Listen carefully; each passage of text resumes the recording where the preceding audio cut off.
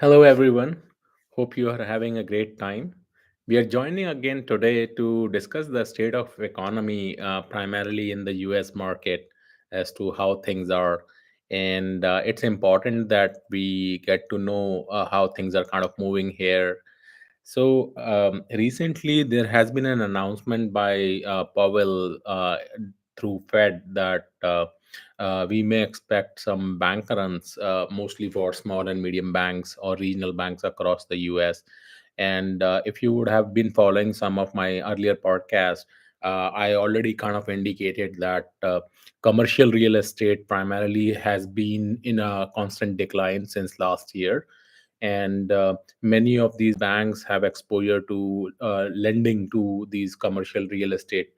And if many of these real estate people will not be able to pay back their loans, it is going to directly impact these banks. So we should be all sitting tight, see how this goes out. In the past, whenever any kind of bank run happened, Fed was able to take them over, and all the money, even beyond to $50,000, was saved. That has been historically true.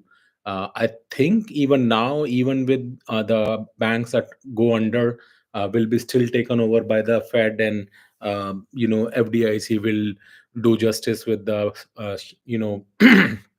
uh, account holders of these banks. But the previous banks which went down were substantially larger banks, like some were like top 10, top 20 US banks. But can this be true for even banks which are like top 50 or top 100 banks? Will they do the same treatment with them as well? um, it will get to know when that happens. My hope is that they would, because why would they treat smaller banks different from bigger banks? They may have their own logic. Maybe they want to try it something new, so they may let these banks go down. But I suspect that will not be true. So we should see this development, especially in Q2 of this year, as we are already in March now. Second thing that I wanted to share is that if you see historically from 2021, 2022, 2023, especially from 2023 and 2024, I would like to point out that IPOs have completely gone down. So, like in 2024, we have yet to see any IPO, and even in 2023, IPO market completely tanked. There was no startups that were going IPO in 2023 as well. So I think 2024 will remain like that as well. And this already signifies that any opportunity for companies or startups to raise public funding is kind of now scarce. Now, third thing is on top of this is the decline in VC funding. So we have been seeing a constant decline from 2022 to 2023 to 2024. As you would see, all the way, the funding has started declining very considerably. We saw a lot less number of investments in 2023. 2024 is even more scarce. So there are like a lot of, if you see, multiple dimensional things that are happening in parallel at this moment. So at one end, commercial real estate is declining. uh, Fed is suggesting that there would be certain bank runs that are going to happen. VCs have stopped funding startups, and their funding is considerably going down. We are not seeing exit of companies through IPOs. SaaS industry in particular is under consolidation right now. And all those things basically signify that we are in for some more round of layoffs because of these market forces that are kind of building all around us.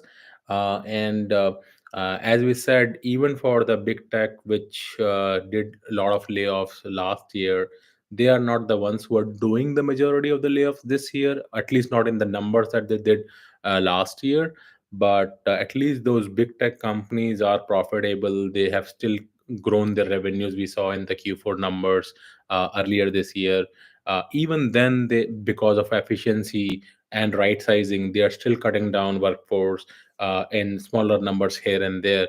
However, now this layoff has spread across the spectrum. So it is no longer limited to just a few select big tech companies or larger tech ecosystem, but it has now spread across multiple other industries, including financial industry, banking, insurance, mortgage industry, real estate industry, media industry, even so I think the reverberations of this economic downturn and shift is basically impacting a lot more wider base of customers and companies, and hence the pain is now no longer just limited to the tech or the big tech worker.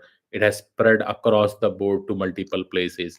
So I would say if 2023 was a year when the big tech was getting all the news that they are laying off tens and thousands of people, this year in 2024 we have not seen those huge number of layoffs specifically out of big tech, which I'm talking about companies such as Microsoft, Google, Amazon, Meta, and things along those lines. But they are also laying off people, but in a smaller number as compared to last year. However, the layoffs are now happening in the broader economy, not necessarily focused only on the big tech. So that's one big difference that we are seeing this time around. I also saw a recent, reports that this February that has just completed. I also made a kind of a podcast earlier on 28th of February. You can check it out as well. But a report has come out that said that after 2009, this has been the worst February for layoffs. So there have been over 80,000 plus layoffs in US alone in the month of February. This is still lower than what happened in 2023 because the numbers were in like 150,000 or something. So this time around it has only been 80,000.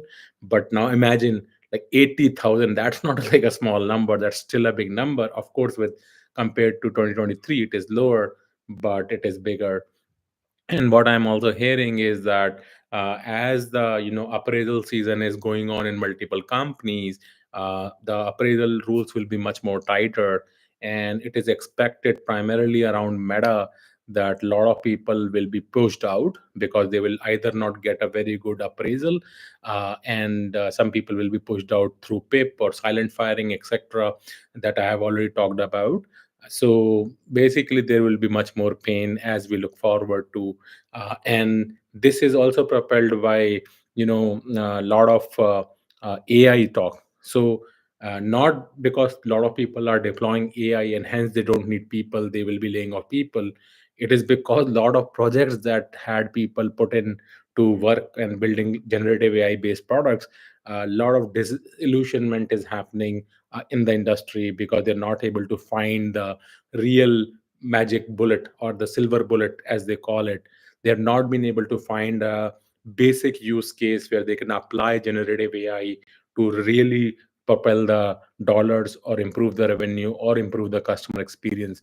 So far, most of the projects have been more on the experimental basis, but they have not been put into production, which have actually shown tremendous growth in revenue or improving the efficiencies and things along those lines that was being proposed by many of these AI vendors. So I also foresee that many of these AI projects will be slashed this year, and hence there would be layoff for people who do possess those kind of skills or who were involved in those kind of AI projects as well.